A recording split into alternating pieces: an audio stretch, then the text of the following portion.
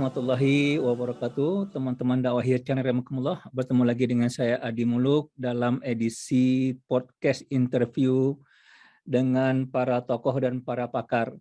Pada kali ini saya akan mengundang Dr. Fahmi Lukman, yang mana kita akan berdiskusi tentang hakikat peradaban kehidupan manusia. Dr. Fahmi Lukman ini adalah dosen senior dan doktor bidang linguistik bahasa Arab pada Prodi Sastra Arab Fakultas Ilmu Budaya Universitas Pajajaran, ya. Nah, beliau ini berpengalaman internasional, teman-teman, ya. Dan bisa kita lihat, ya, silakan dicari di YouTube dan internet. Kalau kita search nama beliau, itu akan ada puluhan interview beliau, ya. Dan jabatan terakhir beliau itu adalah sebagai diplomat di Kementerian Luar Negeri Republik Indonesia dengan jabatan Atasé Pendidikan dan Kebudayaan di Kedutaan Besar Republik Indonesia Kairo, Mesir dari tahun 2013 sampai dengan 2015. Kemudian kembali di Manila, Filipina sebagai Adikbud pada Kedutaan Besar Republik Indonesia Manila, Filipina tahun 2015 sampai dengan dan beliau telah berkunjung ke lebih 15 negara, ya, dan berkesempatan menyampaikan gagasan dalam beberapa seminar internasional dan nasional di berbagai perguruan tinggi di seluruh Indonesia. Nah, kenapa saya mengundang beliau untuk berbicara tentang hakikat peradaban manusia? Karena beliau tersebut membuka kajian bahasa Arab dan keislaman yang bertemakan kajian Islam dan peradaban di berbagai majelis di Kota Bandung. Oleh karena itu, teman-teman, mari ikuti saya untuk berdiskusi dengan Dr. Fahmi Lukman berikut ini. Assalamualaikum warahmatullahi wabarakatuh, teman-teman sekalian. Alhamdulillah kita sudah bersama narasumber kita, guru kita, Bapak Ustadz Dr. Fahmi Lukman. Assalamualaikum Ustadz. Waalaikumsalam warahmatullahi wabarakatuh. Gimana Nah, Ustadz Aldi, sehat? Alhamdulillah sehat Ustadz. Ustadz sehat bagaimana? Alhamdulillah, sehat, Alhamdulillah. dan mudah-mudahan kita berharap pandemi COVID-19 ini cepat berlalu ya. Amin, amin, amin. Supaya kehidupan masyarakat kita cepat pulih dan bergairah kembali. Benar Ustadz, benar sekali nih. Nah, terima kasih Ustadz sudah mau hadir di podcast kita, podcast Dakwah Here Channel. Ya, mudah-mudahan berkah Ustadz, insya Allah. Amin, amin. Amin. Nah, sebagaimana judul yang saya ajukan nih kepada pemirsa Ustadz, kita akan berbincang tentang masalah peradaban, ya. Nah, karena kalau berbicara peradaban nih kita langsung sama pakarnya nih, gitu ya. Nah, hakikat peradaban itu sendiri sebenarnya apa tuh Ustadz? Kalau boleh diterangkan dulu kepada teman-teman kita, para pemirsa Dakwah Here Channel. Ya, baik. Pembicaraan kita ini ngeri-ngeri sedap ya. Iya. Artinya berat gitu loh. Dia memerlukan pemikiran, memerlukan keseriusan, tapi kita bincangkan dengan bahasa yang renyah, bahasa yang mudah-mudahan bisa difahami oleh semua kalangan tentu saja kan. Jadi kalau kita pakai definisi peradaban menurut para saintis lah ya, para orang-orang yang menjadi ahlinya di bidang ilmu, baik kemudian barat atau timur tentu saja, maka saya akan mencoba memberikan definisi bahwa peradaban itu terkait dengan sebuah cara pandang ya tentang kehidupan. Jadi sebuah peradaban itu lahir karena dia memiliki cara pandang tentang kehidupan. Maksudnya apa itu? Bahwa sebuah peradaban itu memiliki cara pandang tentang kehidupan tentang tiga hal sebenarnya. Satu, tentang diri manusia itu sendiri kan sebagai objeknya. Dia kan akan melihat kepada dirinya, saya ini who am I? Saya ini siapa sih? Pak Ardi itu siapa? Manusia atau proses evolusi, ya kan gitu. Nah, kemudian yang kedua, bahwa tentang al-kaun. Al-kaun itu apa? Bahwa realitasnya manusia itu ada di dalam aspek kehidupan alam semesta. faktanya manusia ada di bumi, ya kan? Ya. Di atas ada langit. Nah, di langit itu kita bisa lihat berdasarkan para ahli sains menunjukkan bahwa kita ini adalah ada di bumi yang merupakan satu titik kecil saja dari seluruh galaksi yang ada di alam semesta ini. Jadi itu al-kaun. Nah, seberapa besar Pak Ardi di bumi ini? Kecil sekali, cuma satu titik gitu loh. Seberapa besar Fahmi Lukman? Ya, satu titik cuma. Nggak ada artinya. Nah, manusia melihat adanya alam semesta yang seperti itu. Oleh karena itu, maka dalam konteks ini dia melihat, manusia itu hidup di alam semesta tadi. Nah, selesai. Itu aspek objek yang kedua. Aspek objek yang ketiga apa? Realitasnya manusia itu hidup. Ada hewan-hewan juga yang menyertai manusia, ada yang juga hidup begitu. Apa buktinya bahwa Pak Ardi hidup? Ya ini Pak Ardi bergerak-gerak kan? Iya. Nah, tersenyum, ya kan? Kemudian bisa berbicara, kan begitu. Nah, mengangguk-angguk, berkedip matanya, ya kan? Itu realitas bahwa Pak Ardi hidup, gitu. Hidup, ya benar. Ya kan? Coba kalau diam terpaku begitu aja, kan?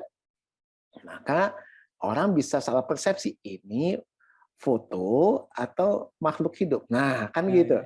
Kan Benda bisa mati jadi atau kena makhluk orang, hidup, ya. gitu kan.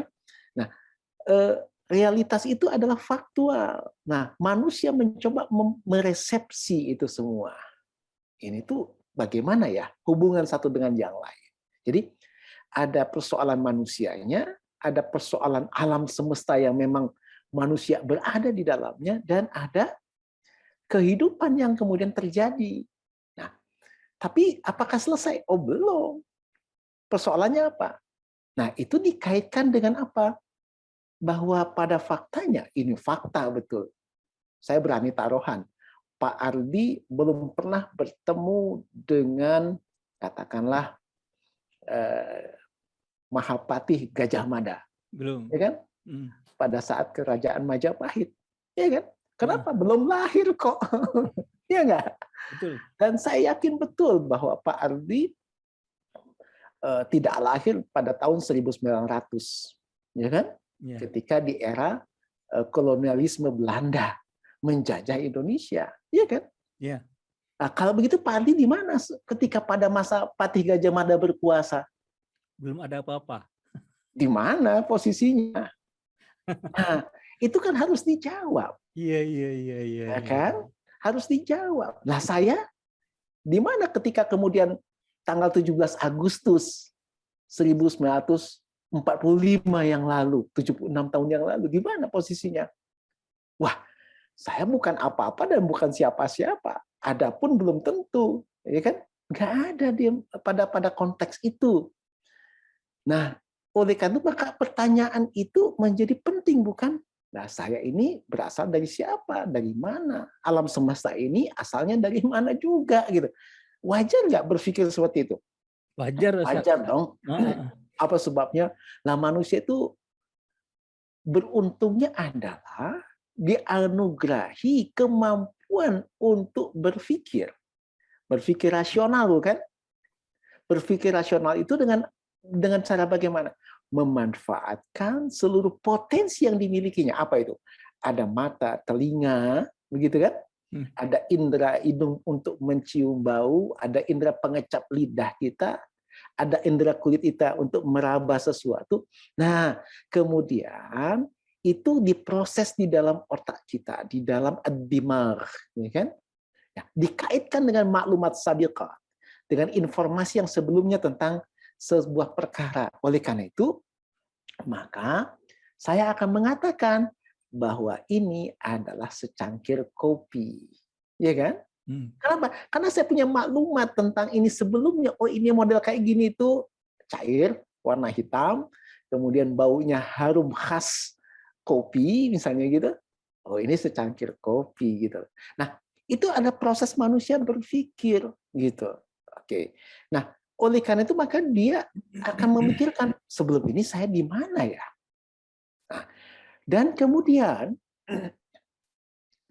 proses berpikir manusia tidak hanya sampai berhenti di situ, tetapi dia mulai berpikir pada Nah, Bapak Presiden Soekarno sekarang berada di mana ya? Beliau sudah almarhum, ya kan? Sudah tiada. Semoga Allah memberikan rahmat bagi beliau ya, misalnya Insya Allah. begitu. Ah, berada di mana beliau? Buya Hamka yang kita cintai, berada di mana beliau hari ini? Kita pernah jumpa bukan dengan beliau, paling tidak mendengar Pernah Ustaz, suara kalau Buya beliau, Hamka pernah ya kan? ketika kecil saya. Ketika atau mungkin kita pernah jumpa juga di televisi atau pernah jumpa juga kemudian di beberapa agenda pertemuan di kalangan tokoh-tokoh dan para ulama misalnya begitu. Beliau ada sekarang di mana beliau? Itu fakta. Nah, sekarang beliau tadi tidak hadir. Bung Hatta di mana? Ya kan? Artinya bahwa manusia akan mencoba meresepsi, oh iya ya, pada faktanya seperti. Nah, kalau begitu maka saya akan ambil satu kesimpulan cepat, oh kalau begitu suatu saat nanti Pak Ardi juga nggak akan ada. Yang namanya Fahmi Lukman juga akan lenyap seiring dengan waktu. Tinggal persoalannya adalah Pak Ardi dulu atau saya dulu. Ayo kita shoot. Tapi realitas itu pasti terjadi, pasti. Karena setiap orang akan mengalami itu. Nah, ini adalah bagian dari cara manusia untuk berpikir tersebut tadi. Jadi dia berbicara tentang apa yang terjadi sebelum kehidupan dan apa yang terjadi setelah kehidupan itu sendiri. Nah, cara pandang yang menyeluruh inilah yang kemudian saya sebut dengan apa yang disebut dengan zawiyatul khasah, atau yang kemudian setiap manusia, setiap peradaban punya cara pandang tersendiri tentang kehidupan. Itu yang kemudian saya sebut dengan istilah world view kita. Setiap manusia punya world view-nya, gitu loh. Nah, cara pandang itulah yang kemudian menurut hemat saya melahirkan apa yang disebut dengan ideologi, kira-kira begitu. Iya, iya. Ya kan? Nah, ideologi inilah yang membangun konsep tentang peradaban nantinya, ya kan?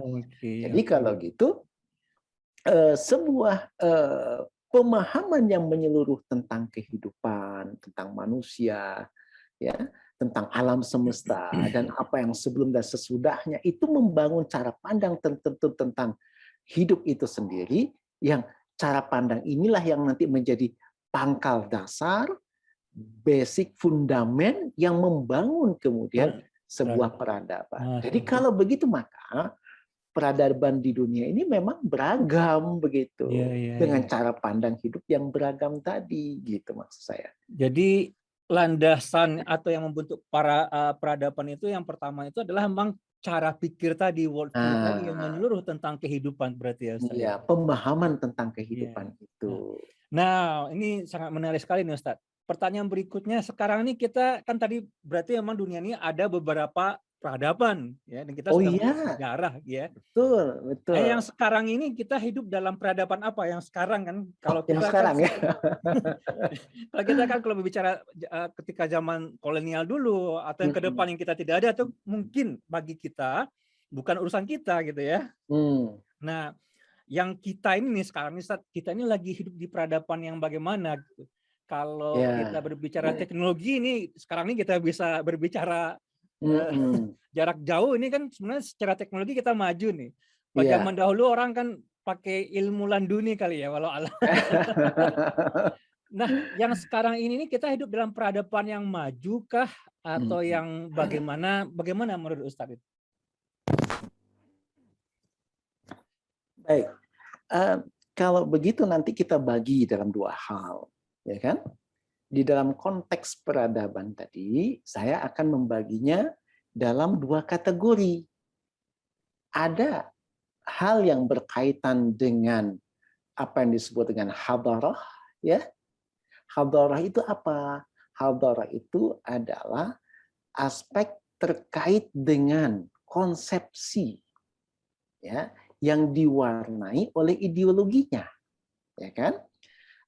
Artinya bahwa yang diwarnai oleh world of view-nya, ya, semesta pemahaman dia tentang kehidupan itu Dan tentu saja di dalam konteks hadarah tadi atau peradaban itu sendiri yang terkait dengan sejumlah pemahaman itu, maka masing-masing peradaban memiliki zawiyatul khasah, cara pandang tertentu atau ada point of view-nya di dalam memandang kehidupan. Maka saya melihat ada 3 peradaban dunia yang terkait dengan masalah sejumlah pemahaman di dalam memandang tentang kehidupan. Ada 3 ya Ustaz ya? Ada 3. Yang pertama adalah dengan zawiyatul khasahnya fasluddin anil hayah, yaitu yang dikenal dengan istilah sekularisme. Ya kan? Apa sekularisme itu? Sebuah faham, sebuah kemudian sejumlah pemahaman di dalam memandang kehidupan, di mana pemahaman ini menyatakan bahwa antara kehidupan, aktivitas apa yang terkait dengan kehidupan sebuah masyarakat, ya, maka itu harus dipisahkan dari aspek yang terkait dengan agama. Jadi memisahkan agama, memisahkan agama dari kehidupan, dan aspek ini itu lahir dalam peradaban Eropa gitu loh. Jadi azas sekularisme itu adalah lahir dari sebuah peradaban Eropa yang Nasrani, ya kan? Kenapa? Karena memang kemudian pada masa yang lampau Eropa pernah mengalami apa yang disebut dengan the Dark Age, ya kan?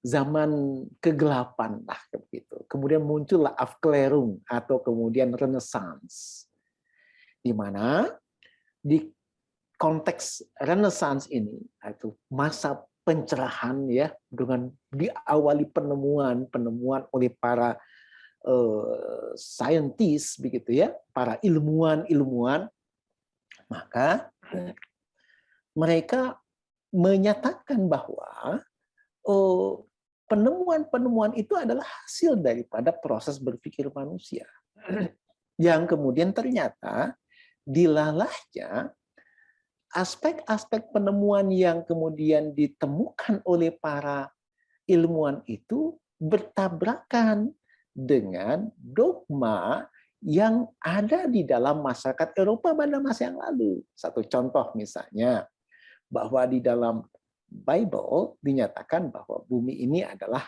datar, dia terapung di atas air, begitu kan? Nah, kemudian muncul Kopernikus yang mengatakan tidak, bahwa bumi itu bulat, gitu loh. Dan dia buktikan bahwa bumi itu bulat. Muncul Galileo Galilei, bahwa kemudian bumi itu adalah bulat, tidak datar dan tidak terapung di atas air, gitu loh. Nah, penemuan sains pada saat itu bertabrakan dengan dogma gereja. Akibatnya apa? Benturan terjadi di kalangan masyarakat Eropa antara para ilmuwan dengan kemudian tokoh-tokoh agamawan. Nah, karena tidak ada titik temu dan para ilmuwan di Eropa ngotot bahwa sebuah aspek penemuan itu sangat rasional dan dapat dibuktikan, dan ini kemudian juga berkaitan dengan dogma gereja, maka tidak ada titik temu. Akibatnya titik temunya adalah, ya kalau begitu sudah ada gini katanya, bahwa urusan agama itu nggak boleh lagi masuk di ruang publik. Karena dulu dalam konteks masa di Eropa, agama itu mengurus seluruh aspek kehidupan manusia, termasuk tentang persoalan pajak, persoalan macam-macam itu ya. Nah, oleh karena itulah maka kemudian kalau begitu tercapai kesepakatan untuk kemudian memisahkan agama dari kehidupan. Jadi agama urusannya di mana? Agama urusannya sudahlah di gereja aja. Agama itu urusannya berdoa, rasanya ibadah, ya kan? Urusannya dengan Tuhan gitu loh. Sementara di ruang publik tentang yang mengurusi persoalan politik, ekonomi, sosial, budaya, kemudian kekuasaan, kemudian pemerintahan, ya kan? Nah, itu nggak boleh bawa agama gitu. Nah, inilah yang disebut dengan azas sekularisme tadi. Dia terpisah antara agama dengan kehidupan. Agama di ruang private urusannya sangat subjektif dan sangat individual, sementara di ruang publik maka nggak ada itu agama. Nah, itu satu pandangan kan. Zawiyatul khossahnya adalah sekularisme. Jadi point of view-nya adalah cara pandang pemisahan agama dari kehidupan. Itu.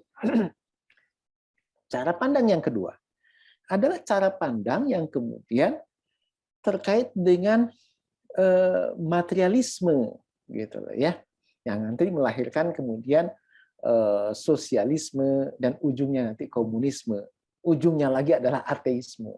Jadi berangkat dari bahwa penolakan terhadap persoalan masalah ketuhanan, nggak ada itu Tuhan itu, ya kan? Kenapa? Maka muncullah kemudian beberapa teori-teori tentang kekekalan ya. Hukum kekekalan banyak hal ya, ada dalam konteks fisika, hukum kekekalan materi ya, hukum kekekalan energi dan macam-macam. Energi tidak dapat diciptakan dan energi tidak dapat kemudian dihilangkan gitu ya. Begitu juga semuanya. Nah, jadi muncullah pemahaman, oh Tuhan itu nggak ada gitu loh. Nah, ini juga sebenarnya sebagai reaksi dari kondisi masyarakat Eropa pada masa yang lalu dalam kondisi the Dark Age tersebut tadi, ya kan? Nah, jadi dengan demikian maka kalau begitu kehidupan ini dari mana? Ya kehidupan itu sudah terjadi atas kehendak alam itu sendiri. Makanya muncullah kemudian teori evolusinya Darwin, ya kan? Yang ujungnya nanti semua itu adalah berasal dari materi. Nah, oleh karena nanti ketika selesai manusia kita mati atau meninggal dunia, maka kembali terurai menjadi materi kan. Jadi kalau begitu, maka dari sinilah munculnya faham-faham yang terkait dengan masalah sosialisme dan kemudian komunisme. Ya, karena memang dasarnya adalah materialisme. Nah, ujungnya ada penolakan terhadapnya adanya Tuhan atau yang disebut dengan istilah komunisme ya atau ateisme nantinya ujungnya itu. Nah, ini satu cara pandang ideologi yang kemudian muncul sebagai reaksi terhadap yang sekularisme. Gitu. Nah, saya melihat bahwa ada satu aspek ideologi yang lain yang berbeda dengan dua aspek itu. Apa itu? Islam. Kalau Islam kemudian sebagai sebuah akidah, gitu ya, sebagai sebuah tatanan keyakinan, maka kita bisa lihat Islam juga memiliki cara pandang yang tersendiri, cara pandang yang khas terhadap kehidupan. Yang ternyata kalau saya bandingkan, maka berbeda cara pandangnya antara Islam dengan sekularisme, Islam dengan sosialisme, komunisme, ateisme. Berbeda. Apa sebabnya? Karena di dalam konteks paham materialisme, maka sesuatu itu terjadi ya karena kehendak alam, begitu ya. Tidak ada yang menciptakan sama sekali karena dia terjadi karena proses evolusi gitu. Dan dalam konteks itu ya nanti kalau manusia meninggal atau mati, karena itu cara pandang khasnya tentang manusia itu sendiri, ya sudah manusia selesai kehidupannya, nggak ada pertanggungjawaban, nggak ada apa-apa. Makanya kemudian nanti dari sini turunannya akan melahirkan berbagai macam hukum. Sebenarnya juga begitu, sekularisme akan melahirkan tentang hukum sosial, hukum politik, sampai kemudian hukum pemerintahan. Sama dua aspek ini. Nah, cara pandang Islam bukan berada di dua mazhab yang kemudian berada bipolar tadi. Islam punya cara pandang sendiri, dan itu tidak terkait dengan menggabungkan dua faham yang ekstrim itu. Islam punya cara pandang sendiri dan tidak ada hubungannya dengan dua pemahaman di awal tadi, gitu. Nggak ada hubungannya. Apa cara pandang Islam yang kemudian kita sebut dengan akidah nantinya? Nah, dalam bahasa para ustadz itu iman, nah kan gitu ya. Yeah. Bahwa dalam konteks memandang cara kehidupan ini atau tentang kehidupan ini, Islam memandang bahwa manusia itu diciptakan oleh pencipta, oleh Al-Khaliq, oleh pencipta. Itu loh, bagaimana membuktikan bahwa kita diciptakan oleh pencipta? Oh, nanti ada satu segmen tersendiri ini menjelaskan tentang masalah ini ya. Karena pembuktian tentang adanya pencipta itu di dalam Islam adalah pembuktian yang sangat rasional. Kenapa? Sangat rasional, mudah sekali untuk difahami secara sederhana. Contohnya, katakanlah secangkir kopi ini siapa yang buat? Maka faktanya saya yang buat secangkir kopi ini, gitu loh. Itu faktanya. Kalau tidak saya buat, maka tidak ada secangkir kopi. Kan gitu ya? Kalau gitu pertanyaannya, siapa yang menciptakan matahari itu? Saya nggak bisa jawab kan? Ya. Yang menciptakan matahari siapa? Maka saya berpikir, siapa yang menciptakan bintang? Siapa yang menciptakan kemudian bumi ini? Siapa yang menciptakan Pak Ardi? Nah, gitu kan? Maka saya akan berpikir, nggak mungkin tiba-tiba ada. Nggak mungkin. Nah, dari situ maka akal akan sampai pada satu pemahaman, nggak mungkin matahari itu tiba-tiba ada. Pasti ada yang buatnya. Seperti halnya secangkir kopi ini ada, pasti ada yang buatnya. Siapa yang buatnya? Fahmi Lukman. Oh, nggak mungkin buat matahari. Kalau saya mengatakan bahwa tadi malam loh Pak Ardi, saya buat matahari itu loh. Ustadz udah gila apa? Kan pasti gitu ya. Yeah.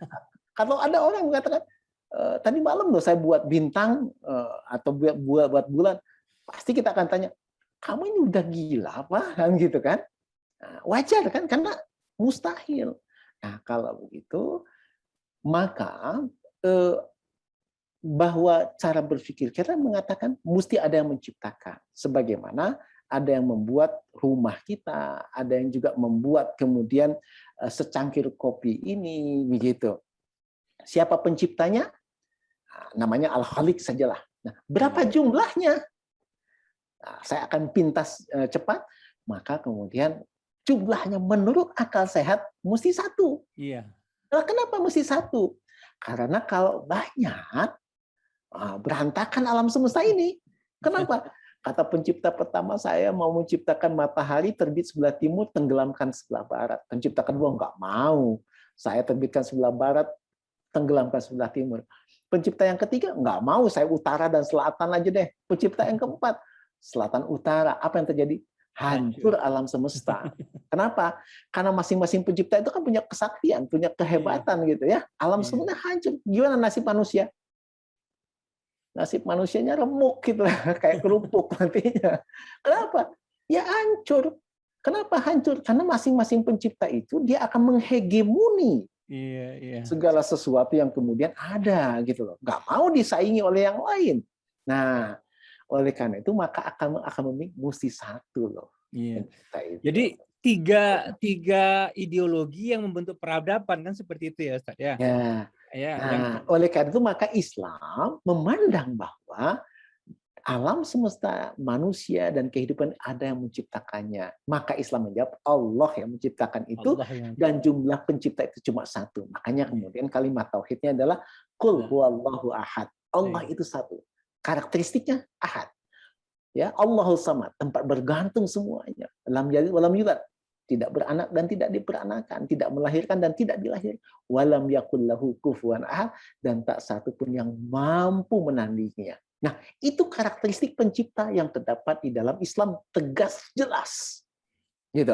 Nah, cara pandang Islam ini memandang tentang manusia, kehidupan dan alam semesta berasal dari pencipta ini, dialah yang menciptakan, dan keberadaan manusia sebagai subjek di kehidupan ini punya misi, punya visi. Apa itu? Beribadah kepada Dia yang telah menciptakannya. Kenapa sebabnya? Karena manusia berasal dari Allah, yang tadinya tidak ada menjadi ada. Pak Ardi tahun 45 nggak ada, mungkin tahun 80 sudah lahir misalnya kan? Ya kan? Nah, kemudian suatu saat nanti saya, Pak Ardi, dan kawan-kawan semua pasti cepat atau lambat akan mati. Ya kan? Nah, pertanyaannya, setelah kematian mau kemana? Maka Islam menjawab, setiap manusia harus bertanggung jawab loh atas perbuatannya. Pak Ardi tanggung jawab dengan perbuatan Pak Ardi, dan saya tidak tanggung jawab terhadap perbuatan Pak Ardi. Kan gitu.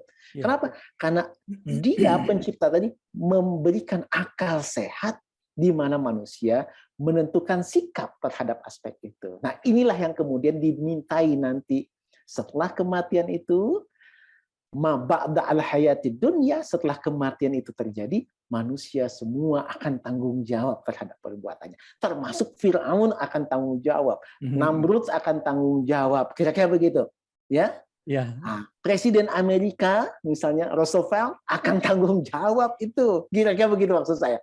Nah, termasuk kemudian apa namanya? Nixon akan tanggung jawab. Raja Faisal di Saudi Arabia yang sudah almarhum, Allahumma yarham, itu bukan tanggung jawab misalnya, gitu loh, ya kan?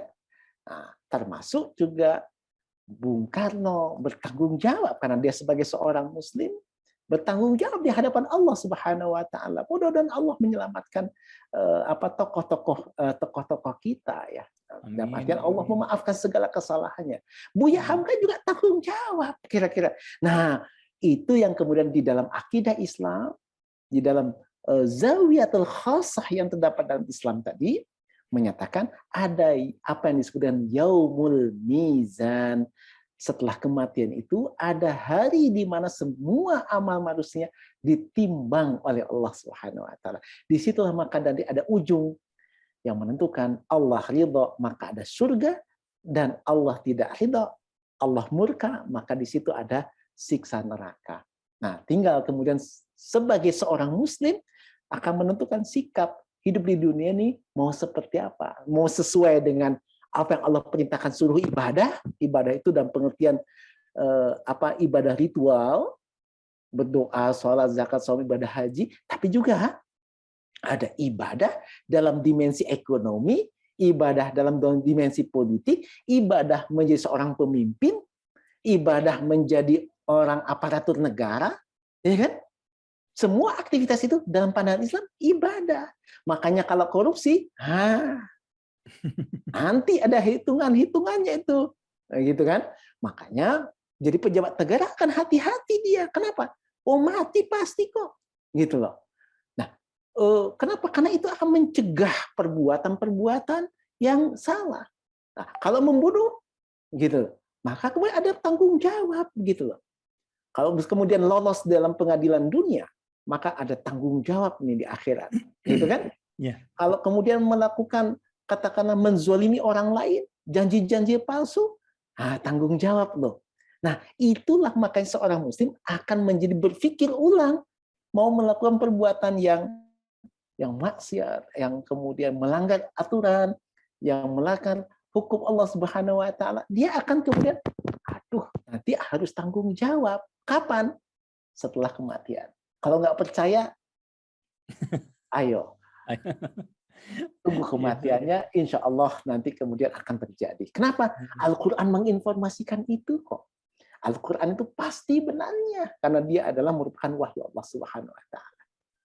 Gitu Pak Ardi. Jadi kalau gitu maka kesimpulannya adalah ada 3 cara pandang tentang kehidupan yang melahirkan ideologi, dan itulah yang membangun peradaban sebuah masyarakat. Nah, pertanyaannya adalah sekarang ini peradaban yang mana kan? Ya kan? Itu yang belum kita jawab kan? Iya. Nah, oleh karena itulah maka masing-masing ideologi tadi membangun peradabannya. Khas betul. Dan akan berbeda-beda.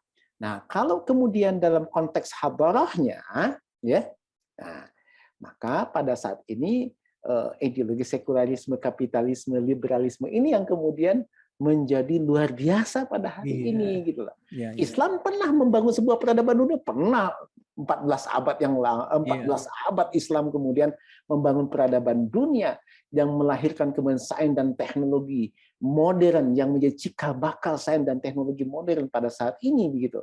Dan Barat itu kan maju disebabkan karena mengadopsi sains dan teknologi yang berasal dari dunia Islam pada masa yang lalu. Nah, oleh karena itu, maka ya, kalau kemudian disebut sebagai peradaban dalam kaitan materi, ya memang benar bahwa sekarang maju, sains dan teknologinya luar biasa gitu loh ya. Tetapi kalau terkait peradaban itu adalah dengan perilaku manusianya, ya kan?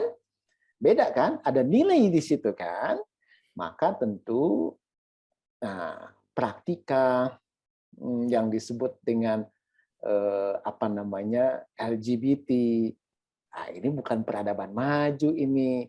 Itu juga sudah ada sejak zaman Nabi Lut misalnya ya, tentang lesbianisme, ya kan?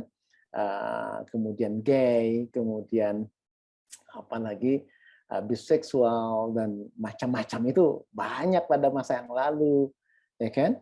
Kalau itu yang dimaksudkan, maka itu bukan kemajuan. Kalau kemudian yang dimaksudkan itu adalah terkait dengan misalnya perilaku apa namanya, katakanlah memakai tata busana misalnya ya, yang miniskirt gitu ya, yang kemudian you can see dan macam-macam, itu juga sudah banyak terjadi pada masa yang lalu gitu loh. Nah, tinggal persoalannya bahwa apakah itu bersesuaian nggak dengan budaya material yang terdapat di dalam Islam atau budaya nilai yang terdapat dalam Islam. Tentu karena kita sebagai seorang muslim gitu ya Ustaz ya. Ya, memiliki zawiyatul khassahnya sendiri. Kita punya cara pandang sendiri tentang masalah itu.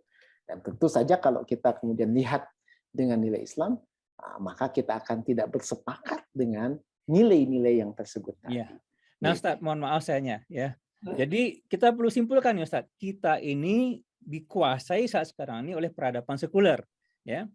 Dan memang kalau secara materi bisa kita kelihatannya maju lah secara teknologi gitu ya, tetapi secara tingkah laku manusia itu belum tentu ya, dan itu bisa kita lihat lah ya. Mungkin sekarang ini kayak di Amerika tuh setiap sebentar ada penembakan gitu. Maka yang terakhirnya di UK nih Ustaz, ada UK itu yang tidak terbiasa ada penembakan, juga ada penembakan berapa hari yang lalu kalau nggak salah kemarin. Nah, orang terbiasa membunuh orang lain kan juga bukan berarti tingkah laku manusia itu bukan maju kan, seperti itu ya Ustaz ya. Iya. Belum lagi yang Ustaz sebut tadi tentang apakah pergaulan bebas, tingkah laku manusia, kebebasan yang sebenarnya mohon maaf nih kalau kita lihat di di dunia sana itu nauzubillah lah ya, sampai misalkan melegalkan misalkan hubungan sesama saudara dengan binatang. Yang ini kalau kita berbicara fakta kehidupan yang ada di terutama negeri-negeri yang pelopor sekulerisme seperti Eropa dan Amerika gitu. Benar. Jadi kalau begitu, Islam sebenarnya tidak menolak tentang kemajuan sains dan teknologi, enggak. Justru kemudian Islam itu berselaras dengan kemajuan itu. Kita menggunakan katakanlah aplikasi Zoom pada saat ini itu sesuatu yang kemudian berterima di dalam Islam, gitu kan? Kita naik pesawat untuk kemudian moving people dalam konteks yang lebih cepat dia sampai. Itu ada menggunakan teknologi. Islam tidak melarang tentang persoalan penggunaan teknologi. Kenapa? Kalau teknologi itu adalah alat, gitu loh, ya kan? Maka alat itu sangat tergantung dari manusianya, man behind the gun, ya kan? Kalau kemudian Pak Ardi punya sebilah pedang, oke, atau sepucuk senjata revolver, atau kemudian punya senjata berhulu nuklir, Pak Ardi mau gunakan apa itu? Teknologi. Ya, itu kan teknologinya. Apakah kemudian pedang itu akan ditebaskan untuk membabat misalnya padang ilalang untuk kemudian membuat jalan, ya kan? atau untuk membersihkan halaman dari rumput-rumput yang sudah tinggi yang ada di halamannya Pak Ardi itu, yang luasnya luar biasa itu, misalnya ya, Enggak. kebunnya banyak, ya, gitu kan. Nah, ataukah kemudian digunakan sebilah pedang ini untuk membunuh manusia? Man behind the gun.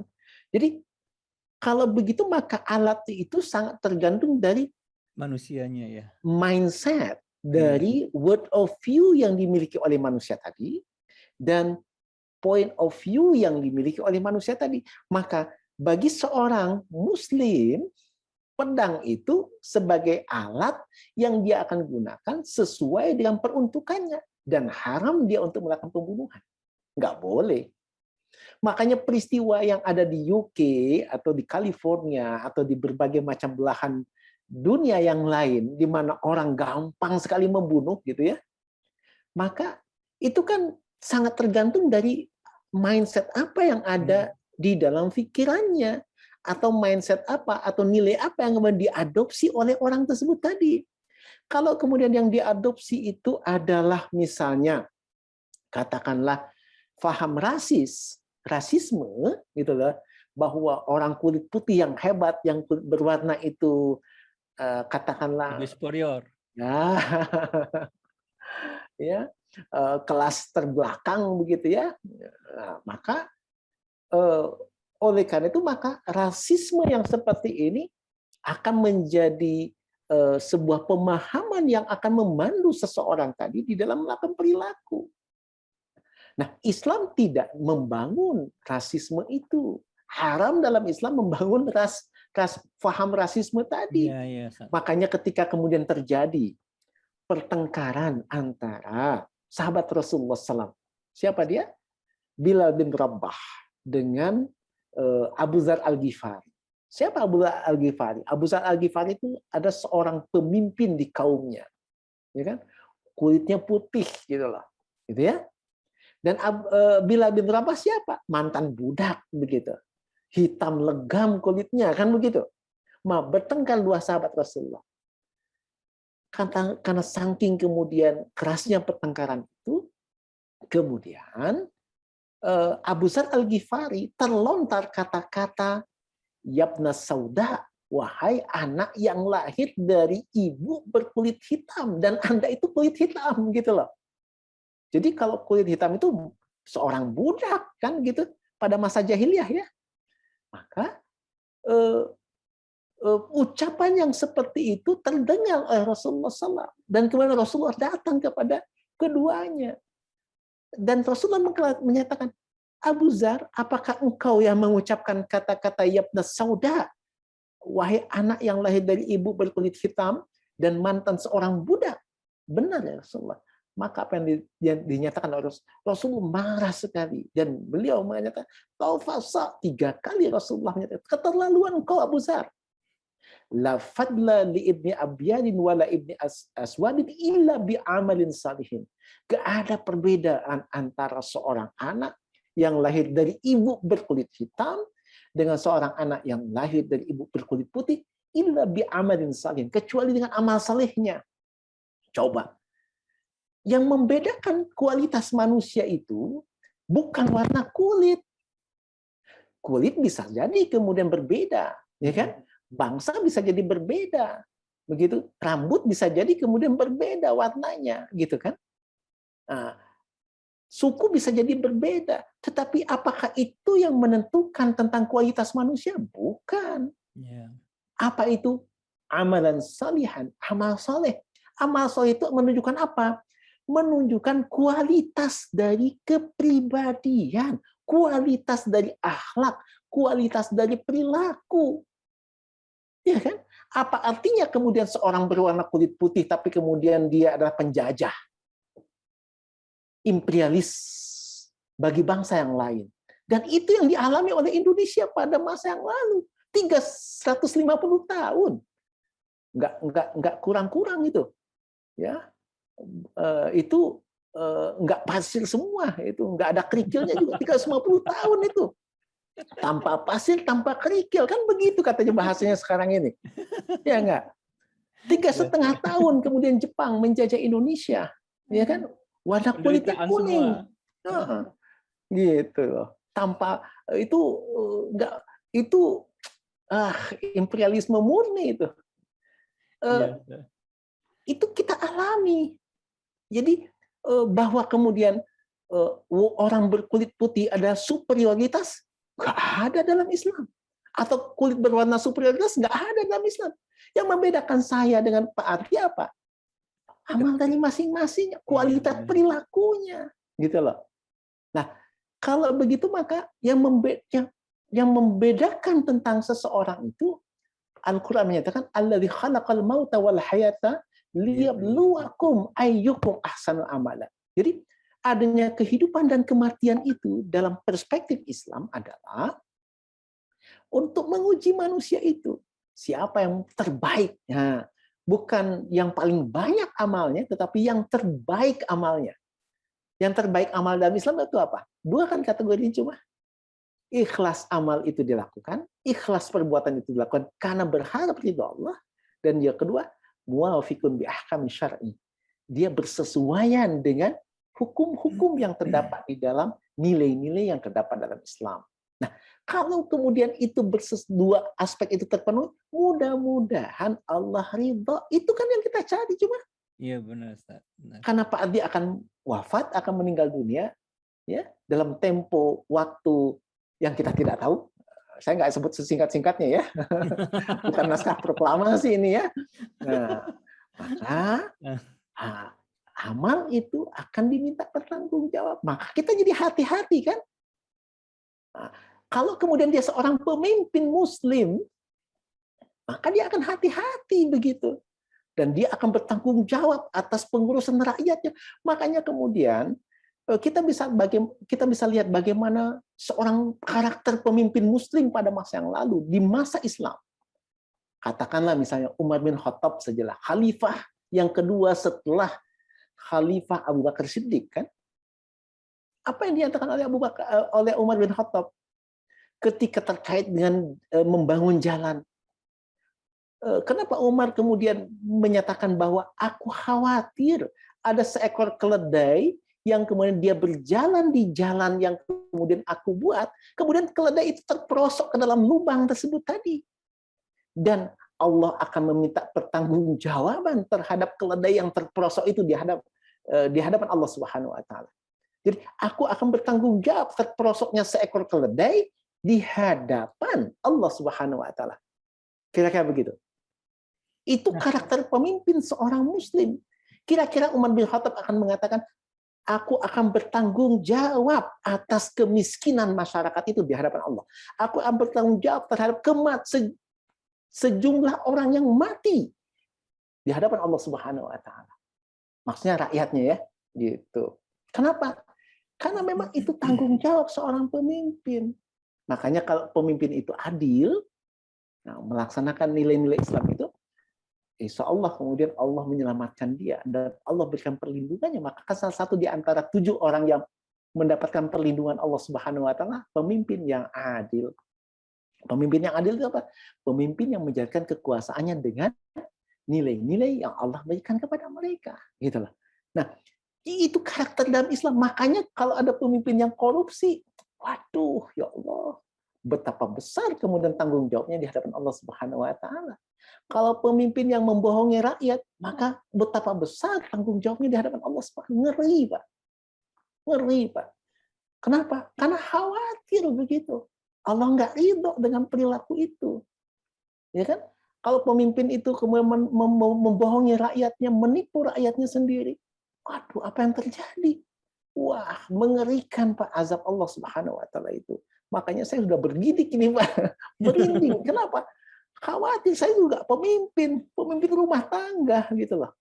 Nah, kemudian saya harus dihadapkan dengan kalau suatu saat nanti saya meninggal dunia, dihadapkan dengan pertanggungjawaban Allah Subhanahu wa taala kan? Iya benar. Ya kan? Saya bertanggung jawab terhadap istri, terhadap anak-anak saya. Nah, kalau kemudian saya memimpin mereka agak benar, wah Allah nggak ridha. Kalau udah begitu, Allah murka pada saya. Nah, oleh karena itu maka seorang pemimpin itu dia dipandu oleh nilai dalam Islam, seorang muslim, siapapun juga dia, apapun profesinya, dipandu oleh nilai-nilai Islam yang menjadi word of view-nya, yang menjadi akidahnya begitu ya, atau menjadi ideologinya kalau dalam bahasa politik kan begitu, dan juga dipandu oleh point of view-nya, zawiyatul khassah yang dia miliki, sehingga kemudian dia mengindahkan nilai-nilai itu terikat dengan hukum dan aturan-aturan yang Allah berikan kepada dia, yang terdapat dalam Al-Quran dan Sunnah Rasulullah SAW, maka kalau kemudian suatu saat dia meninggal dunia, maka harapannya adalah mudah-mudahan Allah ridho dengan apa ini. Kan itu yang kita cari, Pak. Benar. Kebahagiaan itu kan itu yang kita cari gitu loh. Benar. Tapi kalau dalam paham yang sekuler, korupsi itu boleh nggak? Kalau nggak ketahuan. Kalau nggak ketahuan, politik machiavellisme itu boleh nggak? Iya, itu yang merusak itu. Politik adu domba boleh nggak? Nggak boleh sebenarnya. Karena dalam sekularisme nggak ada halal dan haram. Iya, benar. Coba cari deh. Nah, kalau kemudian minta izin saya ini, ya karena ini penting nih Ustaz. Ya, ya kan dari yang Ustaz paparkan tadi buat saya itu sangat luar biasa ya, dan juga mungkin buat pemirsa juga, bahwasanya sebenarnya sekarang ini kita tadi sudah berbicara, kita ini berada di dicengkram oleh peradaban sekuler, yang mana secara tingkah laku manusia itu, mohon maaf kalau saya katakan, memang rendah derajatnya gitu. Ya, karena apa? Karena memang tidak ada pertanggungjawaban perbuatan mereka sesudah mati kan. Mereka kan hanya melihat kepada azas manfaat yang ada pada saat sekarang ini. Nah, sementara Islam, dan ini sudah dibuktikan oleh dalam sejarah kehidupan manusia, bahwa Islam itu melahirkan peradaban yang tinggi, ya, tidak hanya tinggi dari segi akhlak manusia, juga peradaban yang lainnya, termasuk juga teknologi yang seperti Ustaz bilang kan, bahwasanya cikal bakal ilmu pengetahuan yang ada pada saat sekarang itu dimulai dari peradaban Islam. Nah, yang sekarang ini kalau saya menilai gitu ya, menilai ini umat Islam itu malah gitu ya, memandang bahwasanya Islam itu adalah sesuatu yang rendah. Nah, ini penting nih Ustaz. Islam sesuatu yang rendah. Maka ketika ada keinginan sebagian orang ya yang ingin mengembalikan peradaban Islam, itu dianggap kuno gitu. Oh, Islam itu sudah kuno, zaman dahulu ya. Karena tadi kesalah memandangan terhadap bahwasanya mereka itu adalah materi. Sementara kita melihat secara nyata itu dari mata kita sendiri bahwasanya peradaban sekarang ini rendah karena apa? Tingkah lakunya itu dengan begitu banyak kerusakan-kerusakan yang kita lihat lah ya, yang sebenarnya nggak bisa kita dustakan gitu. Itu bisa kita nyatakan bahwasanya peradaban sekulerisme itu menghasilkan kehancuran terhadap umat manusia, ya. Termasuk juga dalam keadaan pandemi pada saat sekarang ini sebagai contoh saja yang kita rasakan. Nah, bagaimana pandangan Ustadz terhadap pandangan tadi gitu ya, sebagian orang yang menganggap bahwasanya itu kuno ya, bahwasanya umat ini memang perlu sadar bahwasanya mereka tuh punya peradaban yang tinggi ya, yang insya Allah nanti ya sebenarnya di pertanyaan itu adalah sekarang ini kan orang malah menjelek-jelekkan Islam, kalau Islam itu kuno ya, atau Islam tidak akan membawa kemajuan. Tapi faktanya kalau kita bisa membagi antara peradaban materi dengan peradaban tingkah laku gitu, itu jelas sekali bahwasanya peradaban Islam itu akan menghasilkan tingkah laku yang tinggi. Nah, bagaimana menurut Ustadz pendapat yang barusan saya sampaikan barusan tadi?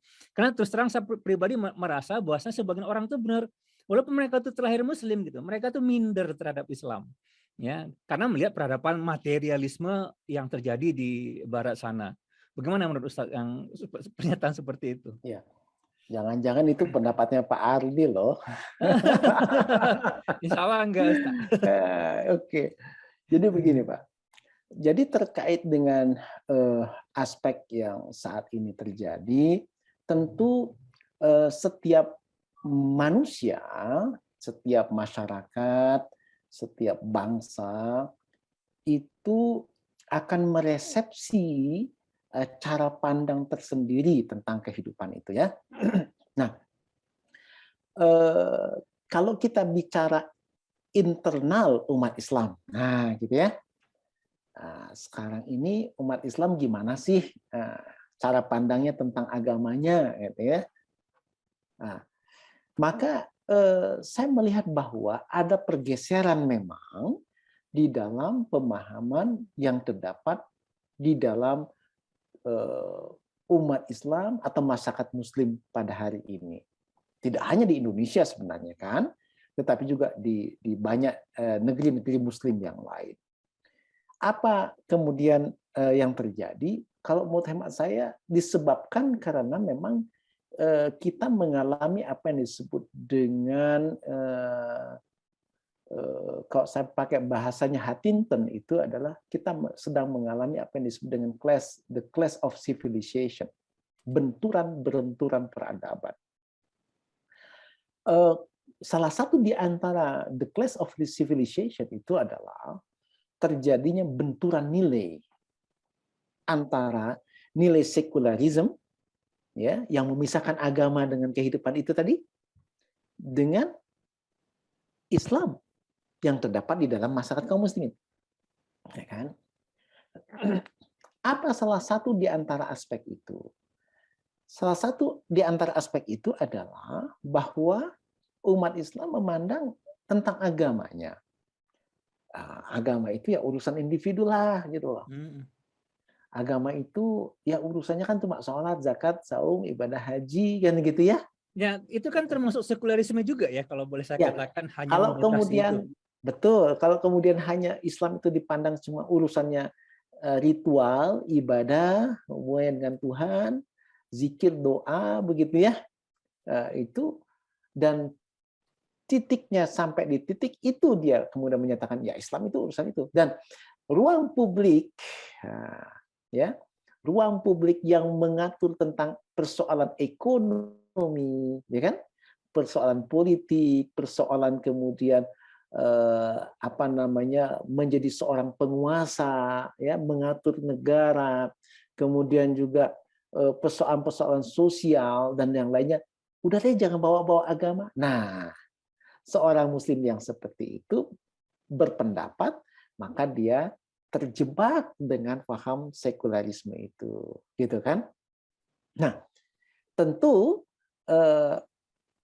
apa sebabnya ya? Karena memang itu tadi begitu derasnya arus informasi yang kemudian saat ini masuk ke kehidupan umat Islam, misalnya begitu.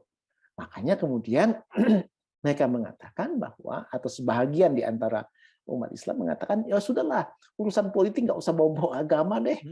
Coba lihat di pilkada, lihat di pilpres yang lalu, misalnya gitu. Kalau urusan politik udah jangan bawa ayat-ayat Quran, ya kan? Bahkan ada komentar juga ayat-ayat konstitusi di atas ayat-ayat suci, misalnya begitu kan? Kan begitu masalahnya. Nah, itulah yang kemudian disebut dengan pandangan sekularisme gitu loh, ya. Nah, ini adalah memang karena faktor arus deras informasi itu yang luar biasa. Makanya kemudian kalau kemudian Pak Ardi membaca buku The Third Wave, ya, gelombang ketiga, begitu ya, maka Alvin ini ditulis oleh Alvin Toffler ya, seingat saya. Ya. Maka dalam buku itu dijelaskan bahwa aspek yang terkait dengan technosphere, kemajuan teknologi, ruang lingkup teknologi, itu berimbas kepada infosphere, yaitu ruang dari informasi. Nah, kita memang bisa lihat perkembangan teknologi itu pesatnya luar biasa, dan Islam tidak mengharamkan perkembangan teknologi loh, ya. Jadi jangan beranggapan bahwa Islam anti teknologi, salah. Gitu. Kalau ada orang yang mengatakan Islam anti teknologi, itu artinya dia tidak paham dengan ajaran Islamnya kalau gitu ya. Nah, justru Islam itu membangun sains dan teknologi. Itu kan cikal bakal yang kemudian menjadikan Barat mengalami masa yang disebut dengan Renaissance gitu ya. Nah, oleh karena itulah maka dalam kaitan dengan teknologi informasi kita bisa lihat dulu kemudian telepon itu mesti diputar pakai engkel gitu ya. Kemudian setelah itu diputar-putar pakai ini, kemudian setelah itu kemudian mulai pakai dipijit-pijit begitu. Setelah itu kemudian kita bisa perkembangan telepon saja gitu. Sampai di era 90-an itu kan mulai muncul telepon genggam ya.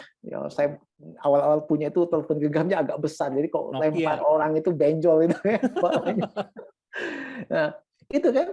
Nah, sekarang itu sudah kemudian sangat canggih sekali, sudah sophisticated. Artinya bahwa jadi handphone dia dan menjadi smartphone, semua bisa dilakukan di situ.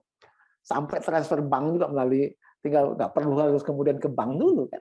Jadi teknologi itu luar biasa. Tetapi juga di dalam konteks teknologi kita bisa lihat misalnya dalam perkembangan media, ada media mainstream yang dulunya berupa koran, majalah, dan macam-macam, sekarang sudah berubah kan menjadi media itu menggunakan Internet of Things, gitu ya. Penggunaan teknologi internet itu kemudian mengkoordinasikan semua aspek.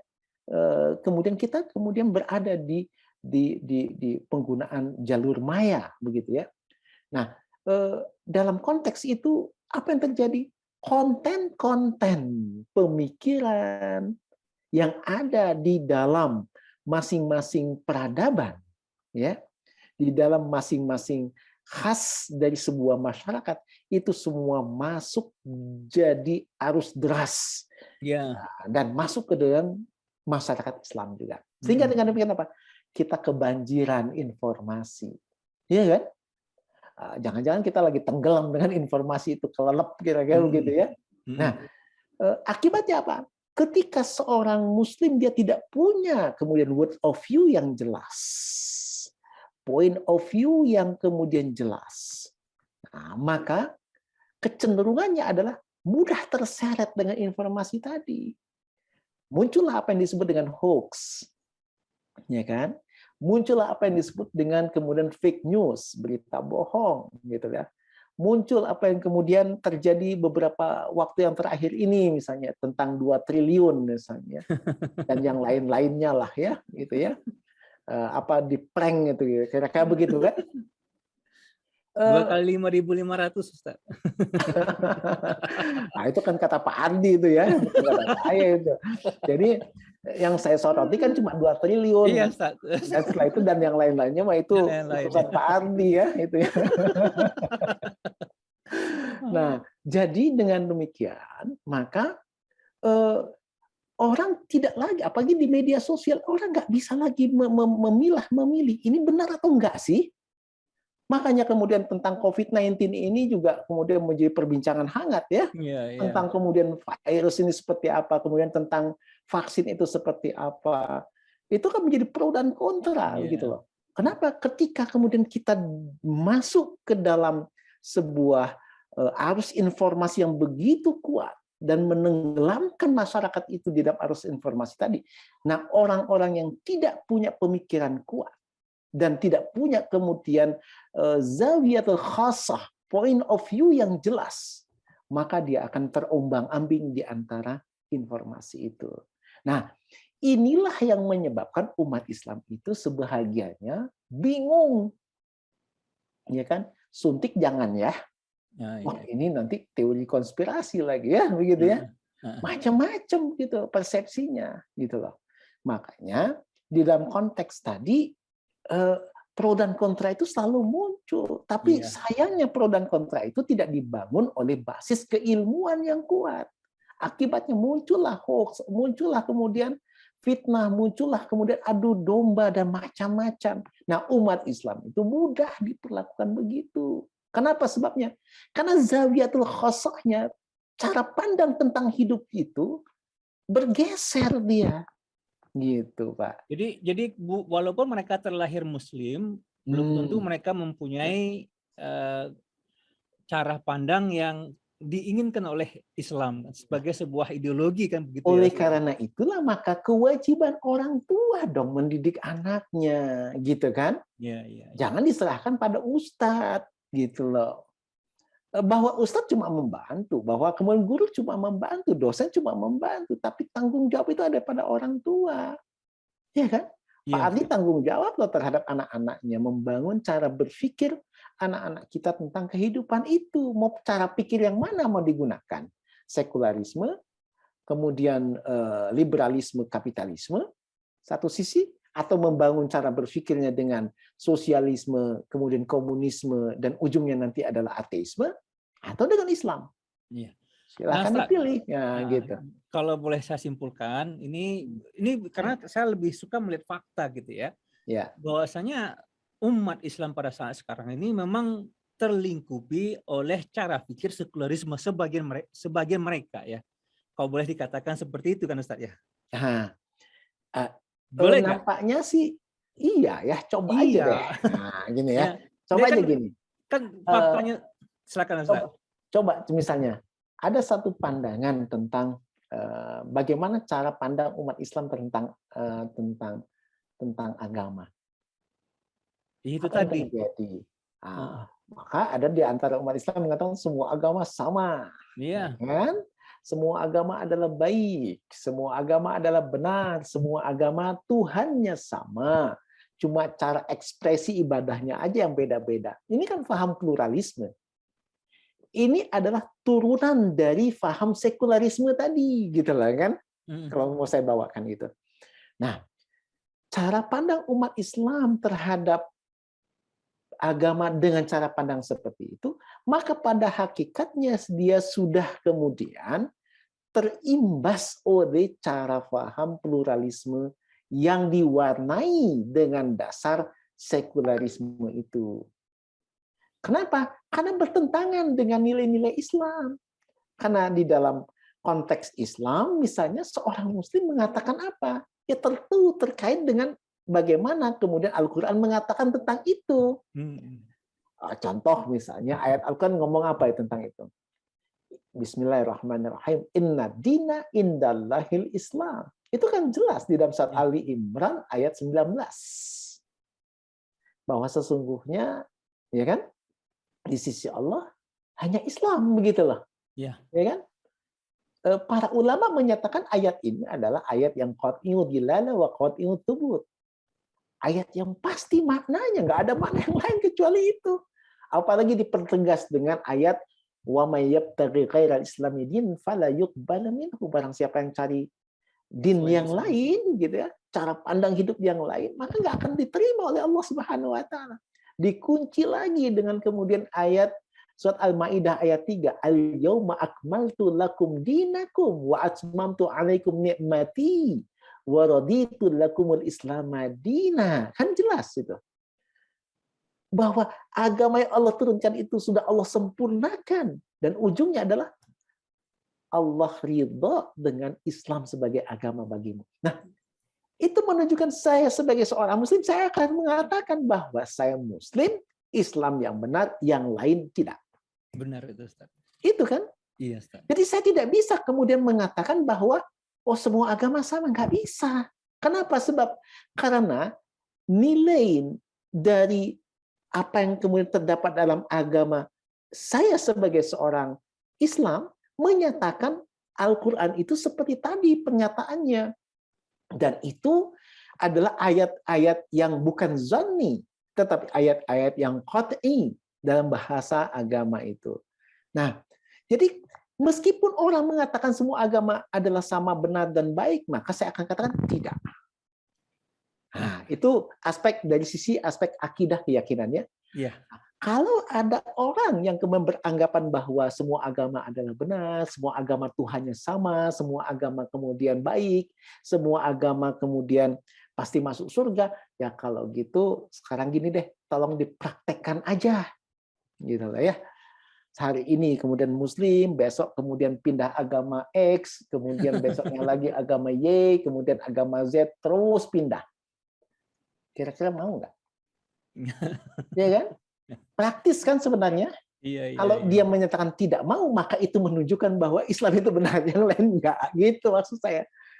Tapi kalau dia katakan oke, nah artinya kalau begitu dia tidak beragama sama sekali. Nah, Ustaz, nih saya mau ngambil kesimpulan nih. Ini luar biasa nih, Ustaz. Jadi ya boleh dikatakan umat Islam sebagian pada saat sekarang ini terpengaruh oleh sekularisme. Sementara kita melihat tadi fakta dunia ketika dilingkupi oleh sekularisme, peradaban tingkah laku manusia itu pada titik yang terendah. Maka boleh kita katakan umat Islam sekarang ini terpuruk. Kenapa? Karena mereka menjadikan sekularisme sebagai pola pandang hidup mereka. Bisa nggak seperti itu? Enggak. Kan kita jujur aja, umat Islam sekarang ini kan terpecah belah, Ustaz. Banyak penderitaan di Ya, mana-mana ya untuk betul. menerapkan agamanya gitu. Nah, Hmm. kalau kita Nah, kan orang mungkin saya agak berbeda pendapat, Pak Ardi. silakan Ustaz. Apa perbedaan pendapatnya? Nah, boleh ya kita berbeda Boleh, kan? boleh. Nah, Maka saya jadi undang Ustadz ini. kalau saya kemudian memandang bukan karena faktor kemudian mereka mengambil sekularisme, ya. Ya, Kenapa? Karena mereka sebenarnya tidak mengambil sekularisme, karena kemudian yang terjadi adalah ketidaksadaran mereka tentang sekularisme. Nah, cara tidak pandangnya sadar, tidak begitu. paham gitu ya. Ah, Tidak mengerti. Kalau saya melihat nah, seperti itu tadi. tapi justru yang terjadi adalah jangan-jangan ini yang saya khawatir nih. Ini Ya. kalau udah jangan-jangan ini yang saya khawatir. Apa? Memang umat Islam meninggalkan ajaran Islam. Itu yang kita khawatir. Iya, iya, iya. Umat Islamnya meninggalkan ajaran Islam. Kenapa? Karena umat Islam mengatakan bahwa jangan-jangan ya ajaran Islam ini sudah nggak kompatibel lagi dengan kondisi zamannya gitu loh. Iya, iya. Akibatnya ditinggalkan. Nah, kalau udah ditinggalkan maka dia mengambil faham yang lain yang kemudian terkait dengan aspek mengatur kehidupannya. Masih tetap sebagai seorang muslim, dia nggak mau meninggalkan sholat, masih sholat, tapi dia memandang bahwa ya ibadah agama Islam itu sama seperti agama-agama yang lainnya, urusannya Ya, cuma persoalan private gitu loh. ya, Nah, ya, cara ya. pandang ini yang dia adopsi. Nah, cara pandang ini yang kemudian dia ambil, akibatnya dia tinggalkan Islamnya. Gitu. Nah, oleh karena itu cara pandang itu yang kemudian berubah gitu loh, ya. Tapi dia tidak mau tinggalkan Islamnya dalam pengertian ibadah ritualnya, gitu. Muslim sih begitu ya, tetapi melakukan aktivitas politiknya apa? Machiavellisme, menghalalkan Machiavellis segala ya. macam cara dalam rangka mencapai tujuan. Tujuan. Itu yang diajarkan Islam? Nggak boleh. Iya, benar Ustaz. Nah, Muslim sih, tapi melakukan aktivitas politik apa? Politik dagang sapi misalnya. Nah, Ya. itu yang terbanyak pada saat sekarang, Ustaz, jujur-jujur aja kita kan.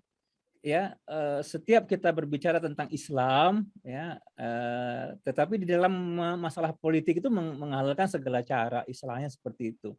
Dan itu pemahaman seperti itu tidak hanya kepada segelintir orang, tapi masyarakat awam ya juga. Ini kalau saya boleh berpendapat ini. Ya, Boleh, masa nggak boleh? ya. Itu kebanyakan orang yang seperti itu, Ustaz. Ya, bahkan orang-orang yang dari kalangan awam lah yang banyak juga ya berpikir bahwasanya ya pengen Islam gitu ya, tapi caranya itu juga belum tentu sesuai dengan syariat. Nah, Ustadz, ini sangat luar biasa nih, Ustadz kan. Jadi kan kalau begitu, kalau memang umat Islam sekarang ini kan terpuruk karena apa tadi, meninggalkan Islam ya, atau terpengaruh oleh sekularisme gitu ya. Maka untuk mereka bangkit lagi kan mau tak mau kan harus mengambil Islam sama sekali kan, Ustadz. Sebagaimana firman Allah, inna indallaha apa? Inna dina indallahil Islam ya. Sesungguhnya agama sisi Allah itu hanyalah Islam sebagaimana yang Ustaz katakan tadi kan. Kan mau tak mau peradaban yang harus mereka ambil untuk mereka bangkit dari keterpurukan pada saat sekarang ini itu harus kembali lagi kepada Islam. Nah, di sisi lain hal, sebagian orang ya, ini kita berbicara konteks peradaban nih, balik lagi kepada konteks peradaban.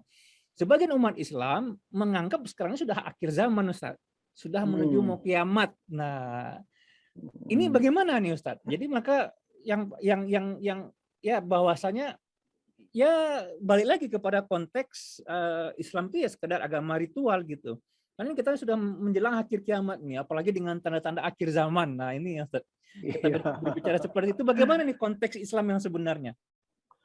Iya, bahwa bumi ini sudah tua, yang jelas sudah tua, ya, betul ya. Iya. Lebih tua daripada usia kita lah. Iya. Itu fakta. Kita Ya kan? sebentar. Nah, ya kita sebentar kok gitu. Nah, usia bumi ini berapa? Wallahu alam, Allah yang tahu dah. Nah, mungkin para ahli saintis juga bisa memprediksi itu dengan beberapa teori-teori yang kemudian digunakan ya, dengan mengukur kemudian aspek kemudian kerak bumi dan macam-macam kan bisa diukur tentang berapa sih usia dari bumi ini atau alam semesta ini. Tapi yang jelas sudah ribuan tahun lah ya. Nah, kita nggak tahu berapa juta tahun usia ini. Nah, Persoalannya sekarang adalah bahwa bumi ini sudah tua, ya kalau diukur dari usia manusia iya sih. Atau jangan-jangan bumi ini masih muda sebenarnya. Karena ukuran tua untuk bumi itu juga nggak jelas kan? Apa ukurannya coba? Kalau tua itu dibandingkan dengan usia manusia dan usia peradaban manusia, tentu usia bumi lebih tua lagi kan begitu ya. Nah, jadi kalau begitu maka kita tidak bisa juga mengatakan bumi ini sudah tua. Kalau konteks akhir zaman gimana, Ustaz? Nah, Sebagaimana hadis-hadis oke. Rasulullah gitu ya, Nah, kita betul. aku dan kiamat Nah, itu kemudian seperti akhir dua jari. zaman itu kapan? Nah, kan kita juga nggak tahu, ya kan? Makanya ada ustadz-ustadz akhir zaman, nah gitu kan? Mulai muncul kemudian ustadz-ustadz akhir zaman. Ayo, bumi ini mau kiamat. Kiamatnya kapan? Wallahu a'lam bishawab. Rasulullah juga pernah ditanya tentang kiamat itu kapan, tapi Rasulullah cuma memberikan tanda dua di antara dua jari ini. Artinya saking dekatnya. Dekat itu seberapa jauh kita nggak tahu gitu loh. Bahkan dalam surat Al-Ma'arij itu kan disebutkan bahwa perjalanan malaikat itu ya menghadap Allah Subhanahu wa taala itu kan 50.000 tahun perjalanan usia manusia gitu loh. Sehari semalam itu malaikat bolak-balik itu dari bumi kemudian ke menghadap Allah Subhanahu itu kan 50.000 tahun. Coba lihat nanti dalam surat Al-Ma'arij itu ya, 50.000 tahun. Diukur dari usia manusia gitu. Nah, sekarang tapi 50.000 tahun itu ditempuh dengan satu malam. Kecepatannya berapa coba? Kan luar biasa kalau begitu kecepatannya. Nah, oleh karena itulah maka kita cuma mendapatkan isyarat-isyarat dari Rasulullah SAW bahwa bumi ini atau kiamat itu adalah di antara dua jari telunjuk dengan jari tengah ini. Artinya dekat gitu. Sedekatnya apa? Berapa ribu tahun atau berapa ratus tahun atau berapa puluh tahun kita nggak tahu ini. Karena ini adalah merupakan rahasia Allah Subhanahu wa taala. Nah, tapi kita beriman kepada adanya kiamat, ya. Betul kan? Paling tidak kiamat kecil, kiamat sugro, yaitu kematian al-maut, ya kan? Itu adalah fakta. Nah, adapun kiamat kubronya kapan? Wallahu alam. Tapi sebelum kiamat itu, kata Rasulullah, Islam akan tegak gitu masalahnya, ya kan? Sebagai sebuah agama peradaban berarti itu, Ustaz ya. Sebuah peradaban yang baru yang menggantikan peradaban yang sebelumnya yang sudah hancur gitu loh. Nah, tapi kapan itu akan terjadi? Ya wallahu alam kita tidak tahu. Cuma yang penting bagi kita adalah berproses untuk kemudian melakukan perubahan. Perubahan itu terdapat pada diri kita. Makanya kemudian ayat Al-Qur'an itu mengatakan innallaha la yughayyiru ma biqaumin hatta yughayyiru ma bi anfusihim. Allah tidak akan mengubah sebuah masyarakat, sebuah kaum ya, sampai mereka mengubah apa yang terdapat dalam diri mereka. Ma bi anfusihim, apa yang terdapat dalam diri mereka. Nah, pertanyaannya, apa sih yang terdapat pada diri manusia yang paling esensial? Pemahaman, bukan? Ya kan? Akal manusia yang kemudian melahirkan pemahaman. Pemahaman itu yang menjadi penting. Nah, kalau kemudian umat ini akan ingin berubah menjadi lebih baik lagi, keluar dari jebakan-jebakan sekularisme, keluar dari jebakan-jebakan kapitalisme, liberalisme, gitu kan? Keluar juga dari jebakan-jebakan pragmatisme, kemudian pluralisme, termasuk sosialisme, komunisme, kan begitu ya? Atau agnostisisme, nanti ujungnya adalah ateisme. Maka ya harus berubah itu apanya? Kalau menurut hemat saya, ya pemahamannya harus berubah, cara berpikirnya harus berubah. Makanya taghyirul afkar, ya, melakukan revolusi terhadap pemikirannya, begitu. Revolusi itu perubahan cepat kan ya. Jadi bukan revolusi fisik yang kemudian sering didengung-dengungkan di apa revolusi seperti revolusinya Bolshevik atau revolusinya Eropa, bukan itu saya. Tapi perubahan berpikir dong yang harus kemudian dilakukan. Kenapa? Karena manusia itu perilakunya terkait dengan apa yang dia pahami kan. Betul. Betul, Ustaz. Iya kan? Nah, sekarang gini, Pak Ardi eh, mau sebagai pejabat negara, mau melakukan korupsi atau enggak? Nggak mau lah, Ustaz. Enggak ketahuan kok. Kan Bisa bisa dipertanggungjawabkan diatur nanti. lah, bisa diatur lah aturan. Kalau nggak bisa diatur, nanti buat aturan baru. Nah, gitu lah. Untuk legalisasi itu. Kira-kira mau nggak lakukan itu? Kalau kita orang yang beriman yakin sama pertanggungjawaban enggak lah, Ustaz. Nah, itu kan yang menjadi sebab.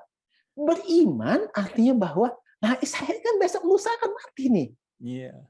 Nah, gimana pertanggungjawab saya di hadapan Allah Subhanahu wa Ta'ala? Karena Allah melihat apa yang kita lakukan. Allah nggak berkedip loh. Allah melihat apa yang dilakukan oleh Pak Ardi sampai kemudian digambarkan Allah melihat jalannya seekor semut hitam di atas batu hitam dalam gelap gulita hujan deras di situ. Allah tahu kemana semut itu jalan. Dan Allah tahu apa yang tersirat dan tersurat di dalam pikiran Pak Ardi dan dalam hatinya. Kalau begitu ada kesempatan untuk kemudian berkelit atau berbohong pada Allah, nggak mungkin dong, tercatat semua dari malaikat raqib, malaikat atid. Itu kan bagian dari keimanan kita. Benar, Nah, benar. kan? Nah, pemahaman itulah yang membimbing kita kemudian untuk tidak lakukan korupsi. Tidak lakukan manipulasi uang negara. Tidak melakukan politik machiavellisme atau permisivisme. Ya kan? Tidak melakukan aktivitas ekonomi yang ribawi. Kenapa? Karena nggak boleh di dalam Islam. Ya nggak? Yes, Ustaz. Betul kan? Makanya kemudian dalam konteks tadi, aduh ini nggak boleh ya, saya nggak mau lakukan karena saya khawatir besok lupa saya meninggal dunia nggak keburu taubat, udah deh celaka saya. Apalagi kalau kemudian di dalam konteks Allah murka, wah selama-lamanya di dalam kerak neraka. Saya nggak mau gitu loh. Kenapa? Karena Rasulullah pernah menggambarkan sebutir pasir itu diletakkan di telapak kaki kita ini mendidih, ini wajah kita terkelupas, mencair, mengerikan. Pak Adi pernah lihat wajah yang mencair seperti lilin? Belum kan? Nah, keimanan saya bicaranya seperti itu, sehingga saya nggak mau. Pak Adi, ini 2 triliun nih, asal tolong dong, ini proposal saya diselamatkan atau kemudian ditandatangani lah. Gak ada yang lihat Pak Adi. Enggak, terima aja. Kan Pak Adi nggak punya uang 2 triliun. Uang semua loh, tanpa pasir dan kerikil. Nah, kira-kira gitu. Kan? Uang semua loh, tanpa pasir, tanpa kerikil. Wah, hebat, tanpa kerikil dan pasir. Emang di uang itu ada kerikil dan pasir apa? Kan begitu. Ya kan? Nah, jadi sekarang Pak Adi mau bilang apa? Terima jangan ya. Kan itu kan. Apa yang akan memutuskan pemikiran pemahaman Pak Adi? Terima aja deh, kan nggak ada yang lihat. Aturan bisa saya ubah-ubah. Gimana saya aja, wong saya penguasa kok. Iya gitu. Iya, nah, tapi dia tidak berpikir, oh kalau gini gimana akibat dampaknya, enggak. Nah, kemudian ketika mulai muncul adanya terbersit pemahaman bahwa ada Allah lah yang lihat.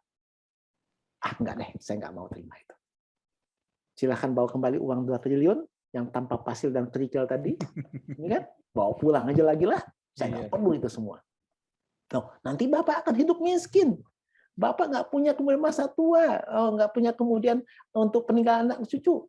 Maka Pak Ade akan bilang, tidak jadi masalah. Rizki arizku minallah min haitsu la yahtasib. Rizki itu Allah yang ngatur kok. Nah, jadi Pak Ade akan punya pandangan, cara pemahaman yang straight, lurus, nggak bisa lagi digoda. Nah, kemudian datang orang lain, Pak, sanak kerabatnya, ini dong, tolong dong. Pak Ade bilang, nggak straight.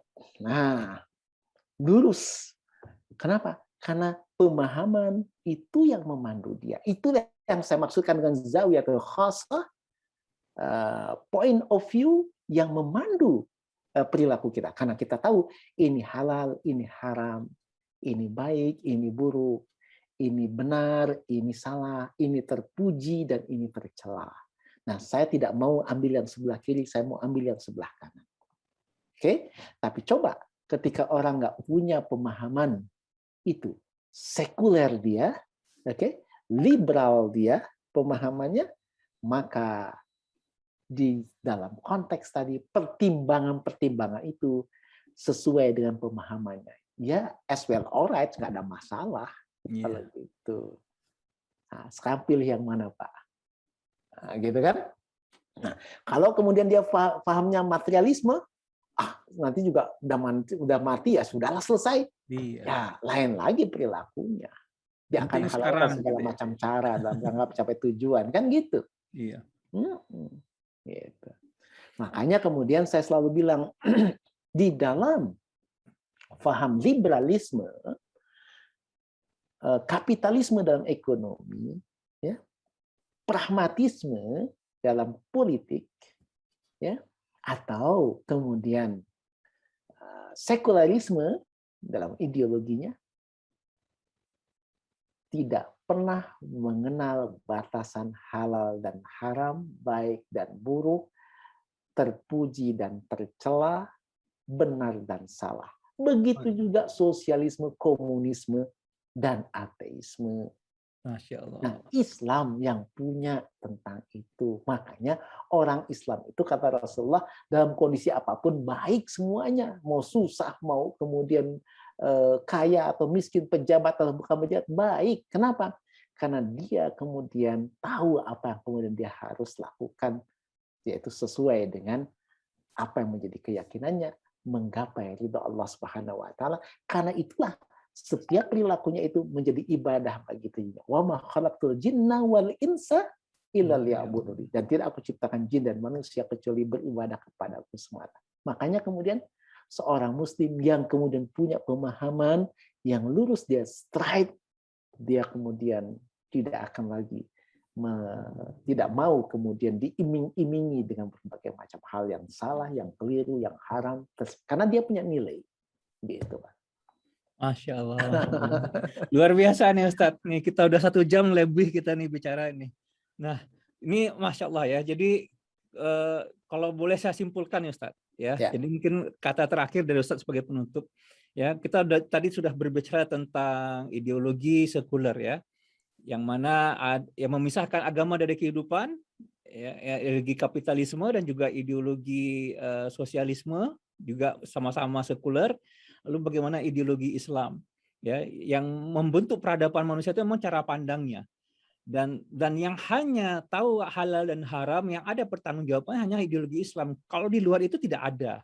Maka kalau boleh saya simpulkan bahwasanya kalau tidak hanya umat Islam ya, kalau boleh kita katakan ya, umat manusia pada saat sekarang ini kalau ingin peradaban ini jadi maju tidak hanya secara materi saja, tapi juga secara tingkah laku manusia, peradaban yang tinggi, maka mau tak mau harus mengambil Islam. Kan begitu ya Ustaz ya? Ya. Kalau boleh disimpulkan. Makanya ya. kemudian peradaban Islam itu peradaban yang tinggi dan mulia. Masya Allah.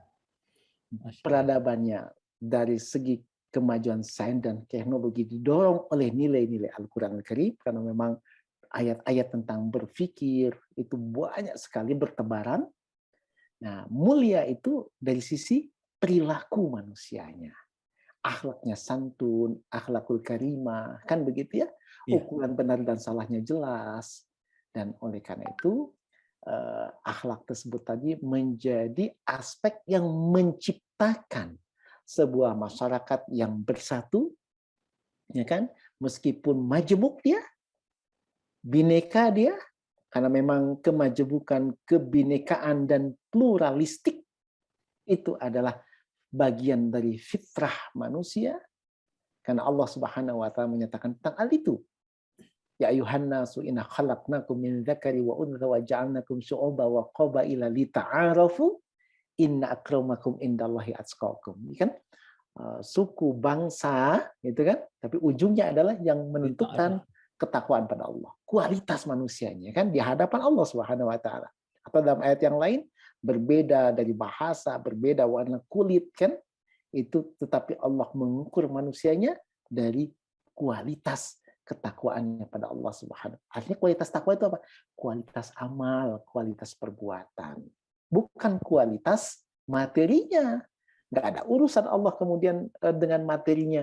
Allah nggak akan tanya, berapa banyak Anda punya kekayaan atau berapa tinggi jabatan dan kedudukan Anda. Allah nggak tanya itu. Tapi yang Allah tanya adalah kualitas dari perbuatannya. Perbuatan itu terkait dengan apa?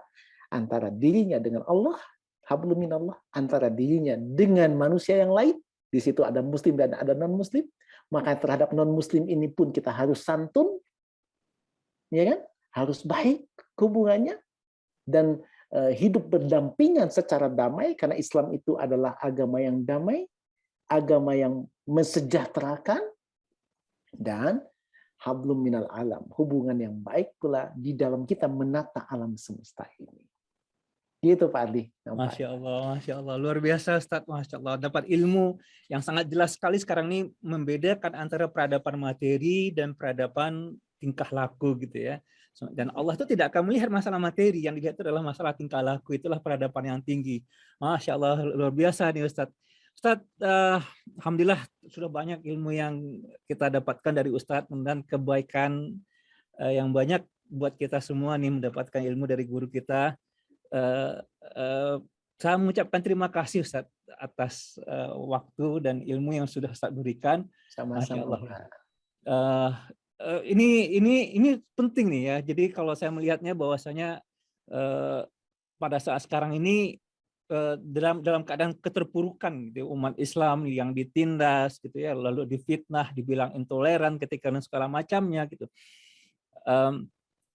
Kalau dibanding-bandingkan dengan peradaban materi yang sebenarnya nggak ada hubungannya dengan masalah tingkah laku gitu ya. Karena itu bebas nilai seperti yang saya terangkan tadi, itu membuat sebagian orang menjadi salah persepsi ya tentang agama mereka sendiri. Dan ini harus jelas ke depan tuh bagaimana umat Islam apa yang harus mereka lakukan. Ustadz, mungkin kata terakhir Ustadz sebagai kesimpulan dari yang Ustadz terangkan tadi. Ya, yang mungkin bisa diberikan hadiah buat para pemirsa ya, the takes-nya gitu ya, istilahnya seperti itu ya, take away, take away aja. Ya.